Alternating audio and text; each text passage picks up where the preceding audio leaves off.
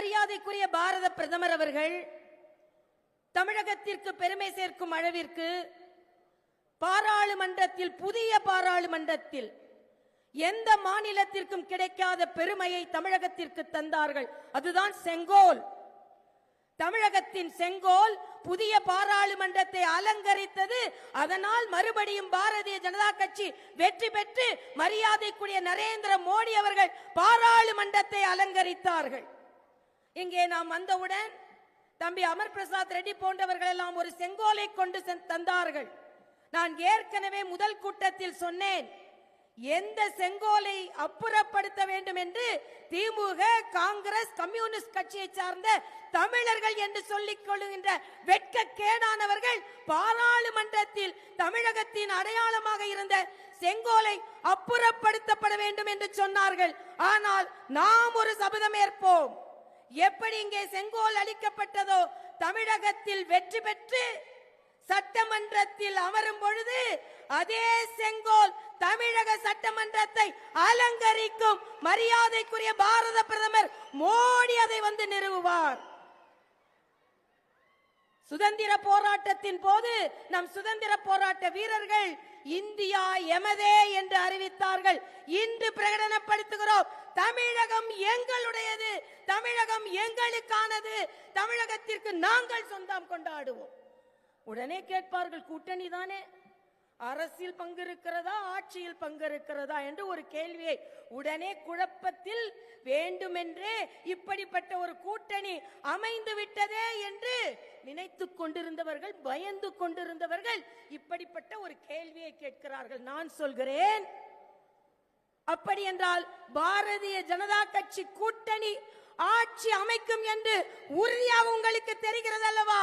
அதனால் தானே அந்த கேள்வியை நீங்கள் கேட்கிறீர்கள். நான் ஏற்கனவே சொன்னேன், குளத்தில் தாமரை வட்ட இலையோடு வளரும், தமிழகத்தில் தாமரை இரட்டை இலையோடு மலரும். தாமரை மலரும், அதுதான் நமக்கு முக்கியம்.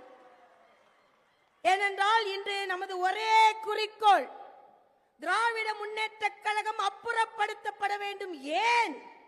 இங்கே பேசிய தலைவர்கள் பலவற்றை சொன்னார்கள். ஆனால் நான் சொல்கிறேன், ஒரு காரணத்திற்காக இந்த திராவிட முன்னேற்ற கழகம் அப்புறப்படுத்தப்பட வேண்டும். தெலுங்கானாவில் ஒரு இளம் மருத்துவர் நடு இரவில் பலாத்காரம் செய்யப்பட்டார். அந்த குடும்பமே வெலவெலத்து போனது. ஆளுநர் பாதிக்கப்பட்டவர்கள் வீட்டிற்கு போவது வழிமுறை கிடையாது. அந்த வீட்டிற்கு போக வேண்டும் என்று சொல்கிறேன். எனது பாதுகாப்பு அதிகாரிகள் சொல்கிறார்கள், இல்லை, நீங்கள் ஆளுநர் அங்கே போக முடியாது என்று சொல்கிறார்கள். இல்லை, பாதிக்கப்பட்டவர் ஒரு பெண், நான் ஒரு பெண் ஆளுநர், அவர்கள் வீட்டிற்கு போயே ஆவேன். முடிந்தால் பாதுகாப்பை கொடுங்கள், இல்லை என்றால் நான் செல்கிறேன் என்று சென்றேன். அந்த வீட்டில் உள்ள குழந்தைகள் அலறுவதை பார்த்தேன். எந்த ஒரு அரசும் பெண்களுக்கு மரியாதை கொடுக்கவில்லையோ, பெண்களுக்கு பாதுகாப்பு கொடுக்கவில்லையோ, அந்த அரசு வீட்டிற்கு செல்ல வேண்டும் என்று அன்று முடிவெடுத்தேன். கேசிஆர் வீட்டிற்கு சென்றார்.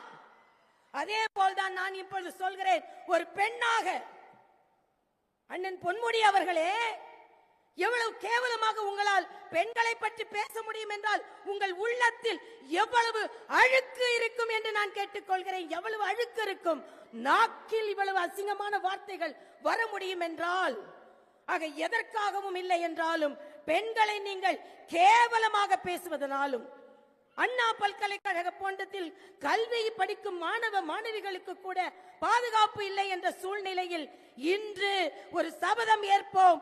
பெண்களுக்கு எதிரான இந்த ஆட்சி, பெண்களுக்கு பாதுகாப்பு கொடுக்க முடியாத ஆட்சி, பெண்களின் வாக்குகளாலேயே வீட்டிற்கு அனுப்பப்பட வேண்டும் என்பதை நாம் சபதமாகவே இன்று ஏற்க வேண்டும். நான் உள்ளே வரும்போது பார்த்தேன், நாங்கெல்லாம் சொல்லாம எல்லாரும் மஞ்சப்படம் கட்டியிருந்தோம். யாரும் சொல்லி வைத்துக் கொள்ளவில்லை. ஒன்றாக எல்லோரும் மஞ்சள் புடவை. எங்கள் ஊரில் மஞ்சள் யார் கட்டியிருப்பார் தெரியுமா? காளி கட்டியிருப்பாள். தீயவனை காலில் போட்டு மிதித்து விட்டு சாமானிய மக்களுக்கு பாதுகாப்பு கொடுக்கின்ற காளிதான் மஞ்சளில் இருப்பார். மஞ்சள் துண்டு போட்ட கலைஞர் வெற்றி பெற்றார். இங்கே மஞ்சள் புடவை கட்டி இருக்கின்ற பாரதிய ஜனதா கட்சி வெற்றி பெறும் என்பதை முதல் கூட்டத்திலேயே நிரூபணமாகி இருக்கிறது. ஏனென்றால் இன்றைய காலகட்டத்தில் தமிழகம் என்றால் ஏதோ பாரதிய ஜனதா கட்சிக்கு இல்லை என்பதும், தமிழை என்றால் நாம் பேசக்கூடாது என்பதை போலவும் ஒரு மாய தோற்றத்தை ஏற்படுத்திக் கொண்டிருக்கிறார்கள். சுபாஷ் சந்திர போஸ் சுதந்திர போராட்டத்தின் போது இந்தியாவை நோக்கி வருகிறார். பர்மாக்காரர்கள், சைனாக்காரர்கள், மற்ற நாட்டை சார்ந்தவர்களும் கூட்டிக் கொண்டு வந்து கொண்டிருக்கிறார். எல்லை வருகிறது, நம் நாட்டின் எல்லை வருகிறது.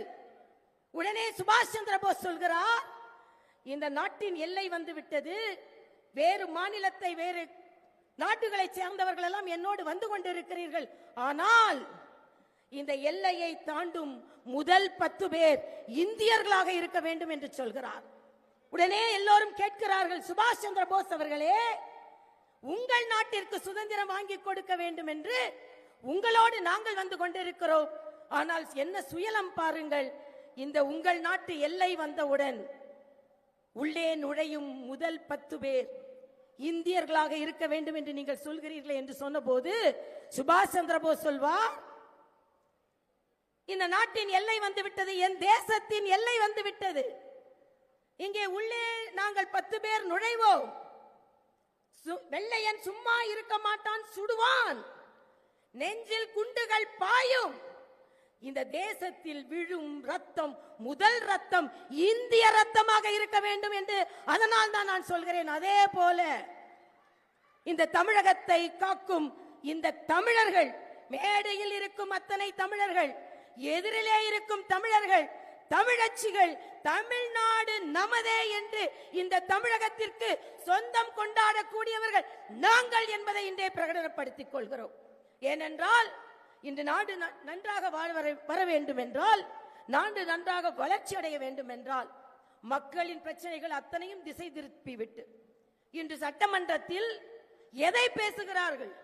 மக்கள் அன்றாடம் பாடுபட்டுக் கொண்டிருக்கிறார்கள், பாதுகாப்பில்லை, ஆனால் மொழி பிரச்சனை எடுக்கிறார்கள். என்றோ மறக்கடிக்கப்பட்ட இன்று மாநில சுயாட்சி பிரச்சனை எடுக்கிறார்கள். நான் கேட்கிறேன், ஏறக்குறைய 14 ஆண்டுகள் மத்தியில் ஆட்சியில் இருந்தீர்கள் ஸ்டாலின் அவர்களே, அப்பொழுது மாநில சுயாட்சி உங்கள் கண்ணுக்கு தெரியவில்லையா? கல்வியை மாநில பட்டியலுக்கு கொண்டு வர வேண்டும் என்று உங்கள் கண்ணுக்கு தெரியவில்லையா? ஆக உங்களுக்கு கண்ணுக்கு நீங்கள் ஆட்சி செய்யும் பொழுது எதுவுமே தெரியாது, ஆனால் பாஜக ஆட்சி செய்யும் பொழுது எல்லாம் உங்கள் கண்ணுக்கு தெரியும். அண்ணன் கராத்தே தியாகராஜன் சொல்லும் பொழுது சொன்னார், நம்ம ரோட்டில் கொடி கட்ட முடியவில்லை என்று சொன்னார். ரோட்டில் கொடி கட்ட முடியவில்லை என்றாலும் பரவாயில்லை, 10-11 மாதங்கள் கழித்து கோட்டையில் நம் கொட்டியை ஏற்ற போகிறோம், அதற்காகத்தான் அவர்கள் பயப்படுகிறார்கள். பாவிகள் இந்த தமிழகத்தை ஆளும் போது காவிகள் தமிழகத்தை ஆளக்கூடாதா? நிச்சயம் காவிகள் தமிழகத்தை ஆள முடியும். அதனால் இன்றைய காலகட்டத்தில் கூட்டணி அமைந்திருக்கிறது. மரியாதைக்குரிய அமித்ஷா அவர்கள் வலுவான கூட்டணி அமைத்து தந்துவிட்டு சென்றிருக்கிறார்கள். மரியாதைக்குரிய பாரத பிரதமர் அவர்களின் ஆசிகள் நமக்கு இருக்கிறது. இதை எப்படியாவது குலைத்து விட வேண்டும் என்று நினைப்பார்கள். நான் கேட்கிறேன், திராவிட முன்னேற்ற கழக கூட்டணியில் அண்ணன் செல்வ பெருந்தகை துணை முதலமைச்சர் என்று போஸ்டர் ஒட்டினால் உடனே நடவடிக்கை எடுக்கிறார்கள். அண்ணன் திருமாவளவன் எங்களால் கொடியேற்ற முடியவில்லை என்று சொல்கிறார்கள், அவர்கள் கூட்டணியில் குழப்பம் இல்லையாம்.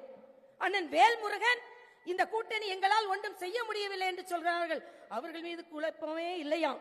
அதே மாதிரி கம்யூனிஸ்டுகள் சாம்சங் தொழிற்சாலையில் குழப்பம் நீடிக்கிறது என்று சொல்கிறார்கள், அப்படி என்றால் அவர்கள் கூட்டணியில் குழப்பமே இல்லையா? ஆக தினம் அவர்கள் கூட்டணியில் ஒரு குழப்பம். ஆனால் இந்த அடிப்படையில் மக்கள் நலனுக்காக ஒரு கூட்டணி அமைத்தால் அதை சிதைப்பதற்காக என்னென்னவோ செய்வார்கள். ஆனால் நான் சொல்கிறேன், ஏற்கனவே நான் சொல்கிறேன், சொன்னதை போல தமிழகத்தில் தாமரை மலர்ந்தே தீரும் என்பதுதான் நமது தாரக மந்திரம். நிச்சயமாக நம் என்னோரின் தியாகத்தோடு நான் உங்களை கேட்டுக்கொள்கிறேன், இன்றைய தினத்தில் இருந்து